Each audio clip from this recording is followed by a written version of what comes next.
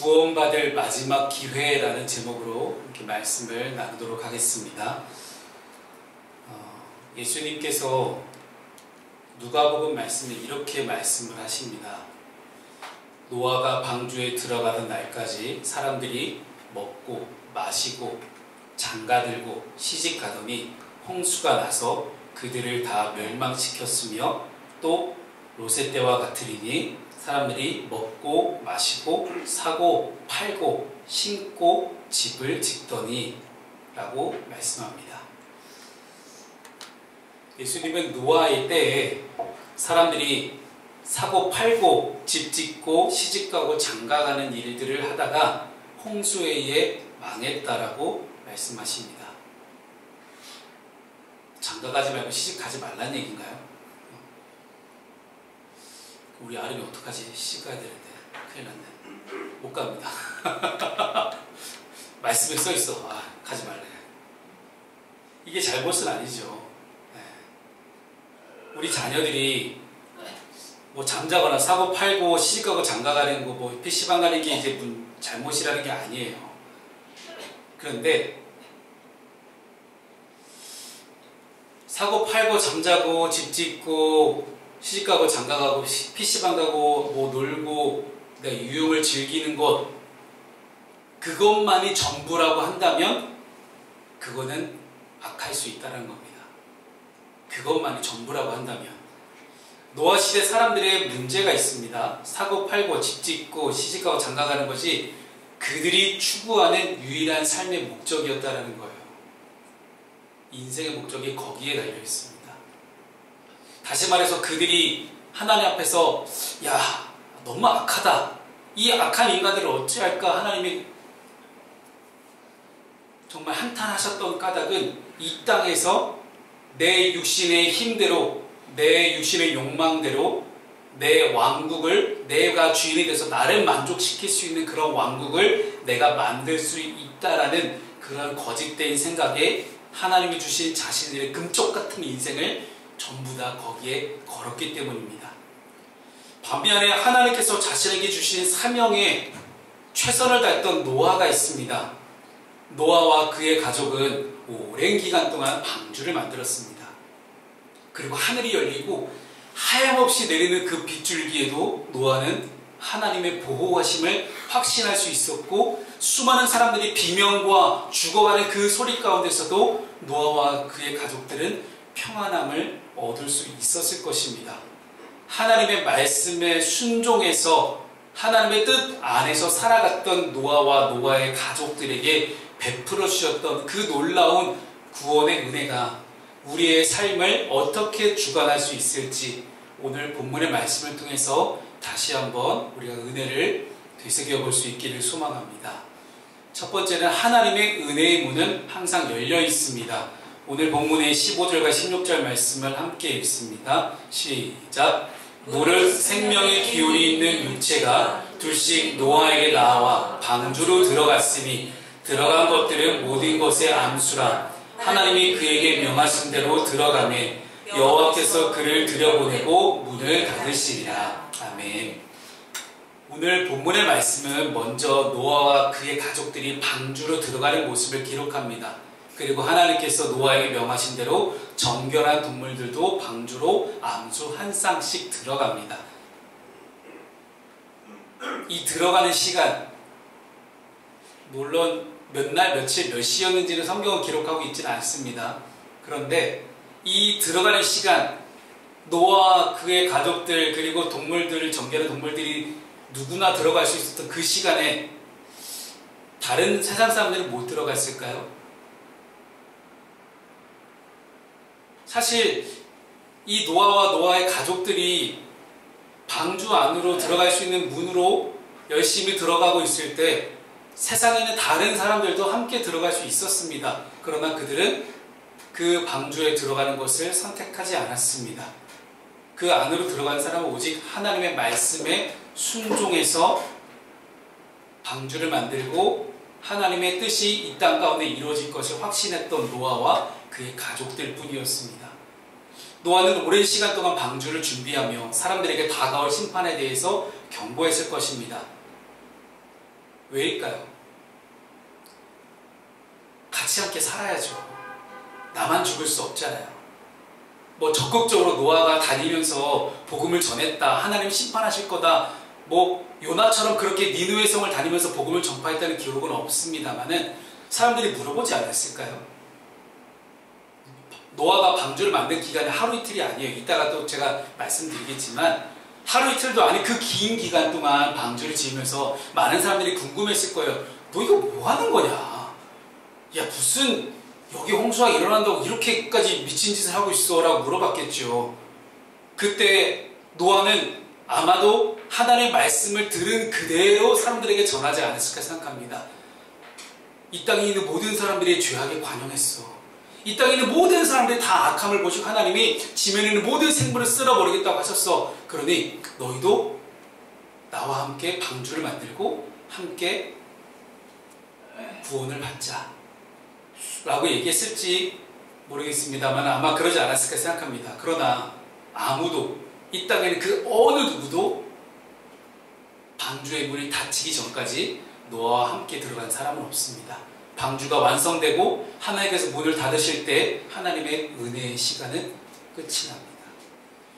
어렸을 때 그런 기억이 나요. 11시가 되잖아요. 제가 다녔던 교회 문이 잠겼어요. 못 들어갔습니다. 11시가 되면 교회 문이 잠겨요. 안에서 신방전사님들이 문을 다 잠그시더라고요. 그럼 못 들어가요. 그 11시 이후에 온 사람은 어떡하냐? 밖에서 예배 드리는 거예요. 물론 이제 요즘 MZ들한테 그렇게 하면 나 교회 안 가 이럴지도 모르겠습니다만은 그때 당시에는 야 이거 나 나중에 천국 못 가는 거 아니요? 야 큰일 났네. 야 이거 11시 문 닫기 전에 꼭 가야겠다. 11시 이후에 오신 분들 회개하시기 바랍니다.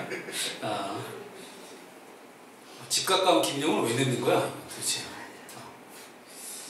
이 창세기 홍수 심판이라는 것은 세상 마지막 날에 그리스도가 재림하실 것을 예표하는 그런 사건이에요. 노아와 세상 사람들의 대조적인 이 모습들, 심판 앞에서 하나님의 보호하심을 받을 수 있는 멸망할 죄인의 마지막 때와 너무 비슷합니다. 이 홍수 심판의 역사는 주님이 다시 오시는 날에 여전히 회개하지 않고 불의한 사람들은 두려워하며 사망으로 떨어지게 되지만 오직 예수 그리스도만을 나의 구세주와 주님으로 믿고 영접한 사람은 주님 안에서, 천국 안에서 주님의 따뜻한 보호하심 안에서 엄청난 평안과 보호를 받을 수 있다는 것을 뜻합니다. 또한 모든 들짐승이 각기 종류대로 암수 한 쌍씩 방주 안으로 들어갑니다. 여기서 모든이라는 이 단어를 히브리어로 콜이라고 하거든요. 콜. 근데 이 콜이라는 단어는 14절의 개정 번역에는 모든이라는 단어가 4번밖에 나오지 않지만 실제로 원어를 읽어보면요, 이 콜이라는 단어가 6번이 나와요. 즉 하나님은 다 죽일 작정을 하셨지만 희망을 남겨두신다는 거예요. 마지막 하나님의 뜻을 이 땅 가운데, 홍수 이후에 이 땅 가운데 하나님의 뜻을 실현해 나가야 할 그 누군가, 남은 자들, 렘넌트라고 하는데요, 이 남은 자들을 계속해서 이 땅에 보존하시고자 모든이라는 단어를 강조하시면서 그 사람들을 방주 안으로 모여들게 하십니다. 인간의 극심한 죄악을 심판하시는 공의의 하나님도 계시지만 모든 종을 보호하셔서 다시 한번 이 땅을 하나님 나라로 만들고자 하시는 사랑의 하나님의 면모를 다시 한번 들여다볼 수 있는 그런 순간들이에요. 이 동물들은 암수가 한 쌍씩 쌍을 이뤄서 노아에 나와 질서 있게 방주로 들어갑니다. 이 사건은 단순히 이 동물들이 생존을 위해서, 살아남기 위해서 방주로 왔다는 것을 이야기하지 않아요. 아마 동물들이라면 살아남기 위해서 방주로 왔다고 하면 이미 비가 내리기 시작한 이후에 물이 차오르니까 위협을 견디지 못해서 동물들이 도망쳐 왔겠죠. 근데 이 사건은 그런 게 아닙니다. 비가 내리기 전에, 방주의 문이 닫히기 전에 하나님이 암수 한 쌍씩 정결한 동물들을 방주로 직접 이끄셨다는 사건이죠. 신실하신 하나님의 뜻에 따라서 착착착착 계획대로 이루어지는 그런 사건을 우리는 보게 됩니다. 그리고 하나님께서는 지금도 저와 여러분을 위해서 조금씩 느리지만 더디지만 스텝 바이 스텝으로 조금씩 여러분의 삶들을 그렇게 인도하고 계십니다. 오늘 우리에게도 하나님의 은혜의 문은 열려 있습니다. 예수 그리스도를 통해 열린 구원의 문이 바로 그것입니다. 누구든지 예수님을 믿고 그분을 자신의 구세주와 주님으로 믿고 영접하기만 하면 구원의 문 안으로 들어갈 수 있습니다. 그러나 이 문은 영원히 열려있지 않다라고 성경은 이야기합니다. 고린도후서 6장 2절 말씀은 그렇게 이야기하죠. 보라! 지금은 은혜 받을 만한 때요. 보라! 지금은 구원의 날이로다. 지금이 바로 은혜의 시간입니다. 믿으십니까? 요즘 아멘을 안 하시는 것 같아요. 다시 한번 우리 잘해볼까요? 우리가 그 구원의 문 안으로 들어가야 될 때가 지금입니다. 이 기회를 놓친다면 돌이킬 수 없는 우리의 심판의 때가 다가옵니다. 모든 우리 사랑하는 프란스교회 성도들은 이 구원의 기회를 놓치지 말고 지금 당장 잡을 수 있는 여러분 됐으면 좋겠습니다. 두 번째는요, 심판은 반드시 이루어집니다.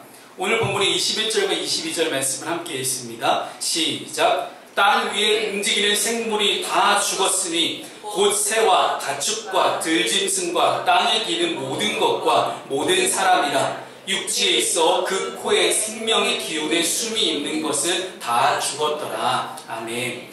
노아의 가족들과 하나님의 정하신 동물들이 방주에 다 타자 하나님의 심판이 구체적으로 이루어지는 광경이 오늘 본문에 나옵니다. 굉장히 슬픈 장면이에요. 굉장히 짧은 문장으로 되어 있지만 이 40일을 참 우리가 상상할 수 없는 엄청난 혼란과 죽음의 목소리가 가득 차지 않았을까 생각합니다. 40일 동안 쉼없이 비가 내리기 시작하고요. 물이 점점 차오르기 시작합니다. 처음에는 발목을, 그 다음은 무릎을, 그 다음 허리를, 그 다음 우리 가슴을, 이내 우리의 머리를 넘어서 우리의 모든 것을 다 물이 에워싸는 그런 일들이 발생했을 것입니다. 아마도 노아 시대 사람들은 처음 비가 내리기 시작할 때 이를 대수롭지 않게 여겼을지도 몰라요. 아니 뭐 오늘만 비가 내렸나? 어제도 비가 내렸슈. 아니 뭐 비가 오는 게 하루 이틀이요. 그냥 뭐 비가 오다 말겠지요. 근데 안 그치는 거예요. 세상에 24시간 동안 비가 내리는데 40일을 내려요. 뭔지도 모르고 그냥 죽어가고 있는 거예요. 자신들이 어디로도, 세상 그 어디에도 내가 도망칠 곳이 하나도 없구나. 아마 이러지 않았을까 싶어요. 뭐 쓰나미가 오면 일본에서도 높은 곳으로 대피하라고 이제 대피 방송이 나오잖아요. 그런 것처럼 우리도 다 높은 곳으로 올라갔겠죠. 높은 곳으로 마치 바벨탑을 연상시키는 것 같습니다. 더 인간의 욕망으로 더 높은 곳으로 올라갔던 그 인간들이 이제는 하나님의 심판에 의해서 자기도 모르게 높은 곳으로 내몰리지만 그 높은 곳은 너무 좁아요. 결국은 한 사람만 버틸 수 있는 그런 공간이 남아있을지도 몰라요. 아마도 인간의 욕망이라면, 인간의 욕심이라면, 인간의 그 악함이라면 그 마지막 남은 그 높은 고지대를 두고도 열심히 자기들끼리 싸우지 않았을까 싶은 생각도 들어요. 수많은 상상력을 일으키는 그런 40일 동안의 이야기지만 아무도 방주로 들어갈 수는 없었다는 것입니다. 왜냐? 방주의 문은 이미 닫혔기 때문이죠. 요즘 유튜브에 뉴스를 제가 보통 이제 본방을 못 봐서 유튜브로 보통 뉴스를 보곤 하는데요. 인천공항 이야기가 많이 나오더라고요. 대부분의 뉴스들이 지금 공항 가지 마세요. 큰일 납니다. 비행기 다 놓쳐요. 이런 얘기예요. 왜냐하면 사람이 많아도 너무 많대요. 부럽습니다. 특히 어제부터 최장 9일짜리 설 연휴 기간이 시작이 됐잖아요. 그래서 많은 사람들이 해외여행을 다 나가고 있다고 합니다. 근데 왜 다들 여기 앉아 계신 겁니까? 안산에 갔나? 왜 안 오지? 일본 간다는 얘기 없었는데. 아무튼 이 뉴스를 보다 보면 비행기를 놓치는 사람들이 계속해서 등장하고 있다라고 뉴스가 이야기를 했어요. 아마 대부분의 사람들이 기존에 준비했던 시간대로 일반적으로 보통 인천공항 가서 해외 나갈 준비하면 3-4시간을 예상하거든요. 아무리 못해도 예전에는 3시간만 여유를 두고 도착해도 충분히 보딩 전까지 갈 수 있었어요. 그런데 그러면 늦는답니다. 혹시나 해외 나가실 준비하신 분들 있다면 조만간 나가네? 박준혁 조만간 나갑니다. 네. 가족들과 함께 이제 조만간 갈 준비를 하고 계시다고 합니다. 늦어요. 일찍 가셔야 됩니다. 아셨죠? 너무 사람이 많아서 최소 5시간은 여유를 잡고 공항에 도착해야 된다라고 이제 기자가 얘기를 해줍니다. 그런데 만약에 시간을 못 맞추면 어떻게 됩니까? 비행기가 기다려줍니까? 절대 안 기다려줘요. 물론 항공사에서 전화를 엄청 해줍니다. 제 경험이에요. 터미널을 잘못 알은 거예요. 그때 당시에 터미널을 잘못 알았고, 그때 선교를 나가던 때였는데 터미널을 잘못 알아갖고 그 공항에서 그 조그만 트램을 타고 움직여야 되는 그런 거예요. 그랬더니 트램 아직 타기도 전인데 항공사에서 윤명진 고객님 어디세요? 이제 좀 있으면 비행기 문이 닫혀요. 빨리 오세요. 저 지금 트램 타고 이제 타려고 합니다. 안 되시는데 그 빨리 오셔야 되는데. 얼마나 사정사정하면서 비행기 제발 붙잡아 달라고. 근데 붙잡아지냐고요. 그게 항공법상 불가능하대요. 어디시냐고, 빨리 오시라고. 그래도 시간이 되면 조한상입니다. 가차없이 비행기는 문을 닫고 떠납니다.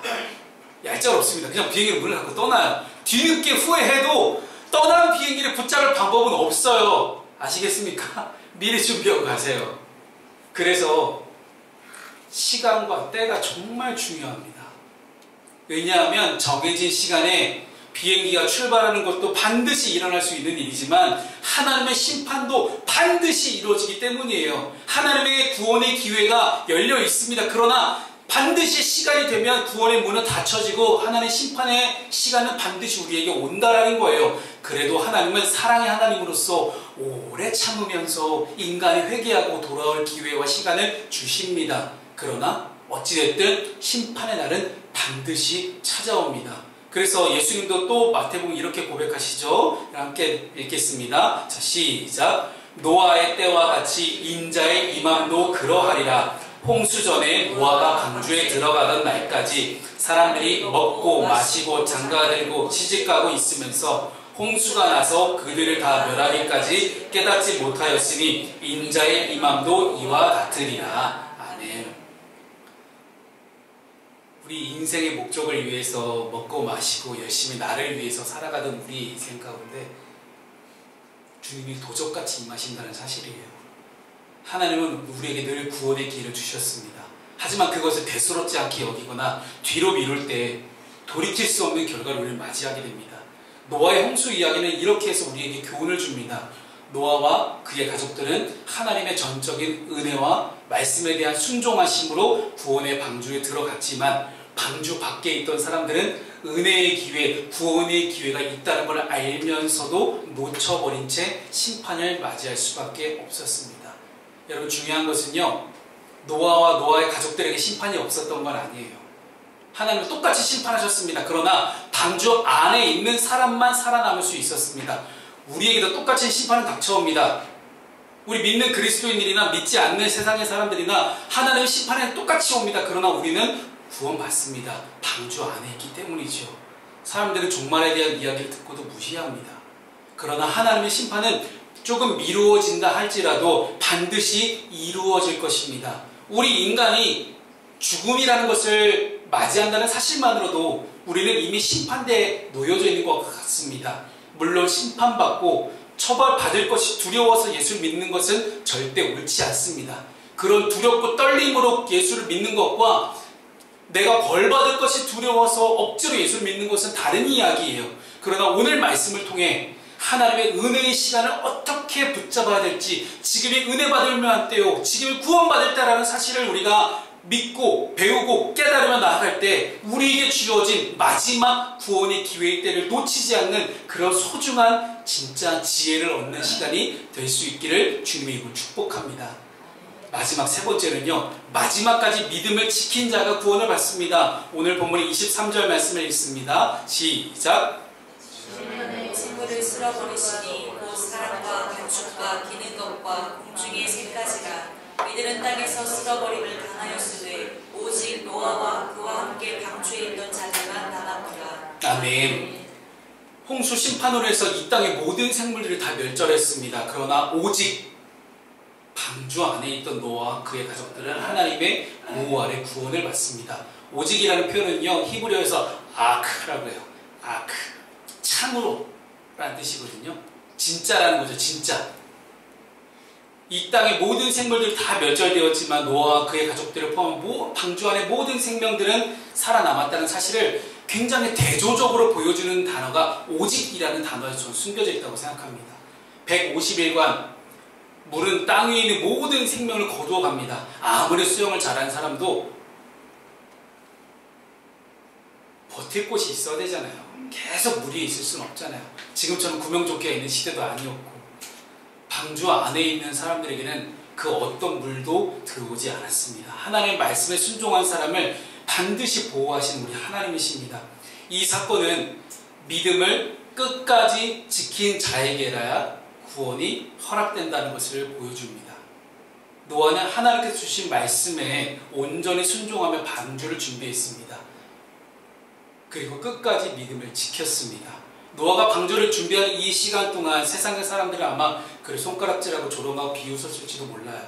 그러나 노아는 그 비웃음에 절대 흔들리지 않았습니다. 오직 그는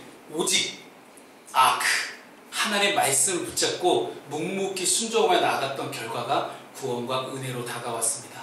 여기서 잠깐 노아가 방주를 지은 기간에 대해서 짚고 넘어가 보겠습니다. 보통 노아가 방주를 지은 기간은 120년이라고 설교하시는 분들이 좀 많습니다. 물론 다 추측일 뿐입니다. 정확하게 기록되어 있지는 않은데 뭐를 근거로 이야기하냐면 창세기 6장 3절 말씀에 하나님이 노아에게 말씀하실 때 이렇게 말씀하세요. 나의 영이 영원히 사람과 함께하지 아니하리니 이는 그들이 육신이 됨이라. 그러나 그들의 날은 120년이 되리라 하시니라. 그래서 이 6장 3절 말씀이 앞으로 인간들이 살아갈 날들이 120년밖에 안 남았다는 뜻인지 아니면 인간의 수명이 이제 120으로 줄어든다는 얘기인지 참 많은 해석들이 있습니다만은 뭘 다 추측일 뿐입니다. 나중에 천국 가면 하나님께 좀 물어보시죠. 아니면 노아 만나서 물어보시든지 한번 물어보셨으면 좋겠는데, 하나님께서 노아에게 그러나 너와는 내가 내 언약을 세우리니 너는 내 아들들과 내 아내와 내 며느리들과 함께 그 방주로 들어가고 라고 6장 18절은 또 이야기하거든요. 어쨌든 이런 것들을 좀 종합을 해봤을 때 노아가 방주를 지은 기간이 얼마일까라는 추측을 해본다고 하면 내 아들들과 내 아내와 내 며느리들이 함께 방주로 들어가야 된다. 그러면 아들들이 다 태어난 이후에 하나님의 방주를 지으라고 하셨는지, 아들들이 태어나기 전에 6장 3절의 말씀대로 홍수가 일어나기 120년 전에 600세 되던 해에 비가 내기 시작했으니까 정확히 480살이 되었을 때에 하나님이 홍수 경고를 하셨는지, 그때부터 방주를 만들라고 하셨는지는 분명하진 않습니다. 그래서 어떤 분들은 야, 아들들과 며느리들이 다 방주로 들어가야 된다고 얘기했으니까 아들들 태어난 다음 아니야? 라고 이렇게 해석하신 분들이 있습니다. 그렇게 되면 이제 여기 나오는 대로 노아가 502살이 되던 때에 셈이 태어났기 때문에 분명히 그 이후에 태어나자마자 며느리를 가질 수는 없잖아요. 그러니까 최소 20년을 계산해 본다면 520년, 530년 이렇게 될 수도 있겠죠. 그래서 어떤 분들은, 어떤 학자들은 노아가 방주를 지은 기간을 70년에서 80년 정도라고 보시는 분들도 있습니다. 아무튼 중요한 것은요, 제가 여기서 연도수를 열심히 따져보자고 얘기한 게 아니에요. 방주를 지은 게 120년이냐 70년이냐가 중요한 것이 아니라 노아의 방주 제작 기간이 120년이든 70년이든 그 오랜 세월을 축구장보다 큰 방주를 만드는 일에 노아가 한눈 팔지 않고 충성스럽게 자기의 사명을 감당했다는 것입니다. 우리에게도 이와 같은 믿음이 필요합니다. 세상은 우리에게 비웃음과 조롱을 보낼 수 있어요. 야, 예수 믿는다고 뭐가 달라져? 야, 푸른 숲에 간다고 너 잘 먹고 잘 살 수 있는 게 맞아? 야, 하나님은 그렇게 이 삶에 역사하시는데 네 삶에 왜 이렇게 비리비리한데? 라고 이야기할 수도 있어요. 그러나 우리는 끝까지 믿음을 지키면서 하나님의 말씀을 붙들어야 됩니다. 성경은 노아의 믿음을 이렇게 평가하죠. 히브리서 11장 믿음장 7절에 나오는 이야기입니다. 함께 읽습니다. 시작! 믿음으로 노아는 아직 보이지 않는 일에 경고하심을 받아 경외함으로 방주를 준비하여 그 집을 구원하였으니. 아멘. 사랑하는 성도 여러분, 지금도 우리 모두는 믿음으로 방주 안에 머물러야 할 시간입니다. 수많은 세상의 시험과 유혹들, 그 속에서도 하나님의 말씀을 의지해서 구원의 날을, 언젠가 닥쳐올 그 구원의 날을 준비하는 삶과 그런 시간을 보내야 될 때가 지금입니다. 보이지 않는 일에도 믿음으로 방주를 준비했던 노아처럼 살아계신 예수님이 보이지 않는 때를 살아가요. 예수님 승천하셨잖아요. 하나님 어떻게 눈에 보입니까? 보이지 않는 하나님 믿는 이 믿음, 그 믿음 속에서 끝까지 믿음으로 예수님을 믿으며 살아갈 수 있는 저 여러분 될 수 있기를 주님의 이름으로 축복합니다.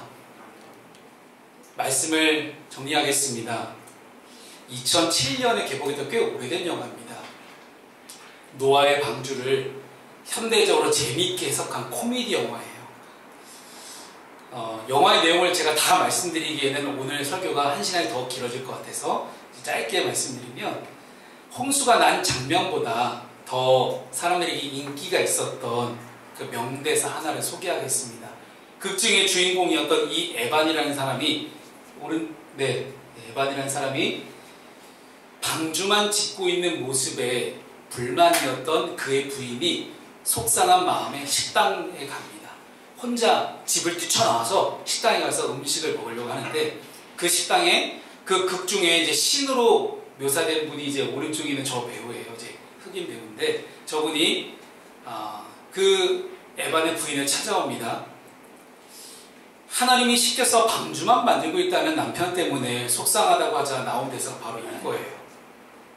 하나님은 사람이 인내심을 달라고 하면 인내심을 바로 주시는 하나님이실까? 아니면 인내심을 가질 수 있는 기회를 주시는 하나님이실까요?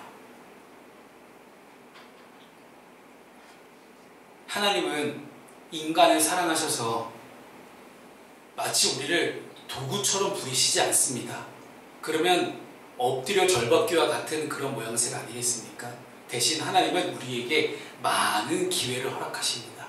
그리고 그 많은 기회를 통해 하나님의 구원과 축복을 누리게 하십니다. 아직 우리 이웃들에게 구원받을 기회는 남아있습니다. 이 기회를 놓치지 않고 우리 열심히 복음을 전합시다. 아직 구원의 문이 열려있기 때문입니다. 방주의 문은 닫혀지지 않았습니다. 심판은 반드시 이루어지기 때문에 그 전에 들어가야 합니다. 비록 보이지 않는 마지막 때를 우리는 살아가고 있습니다만은 믿음으로 끝까지 지키면서 이 모든 구원과 은혜의 삶을 살아낼 수 있는 저와 여러분 되시기를 주님의 이름으로 축복합니다. 아멘.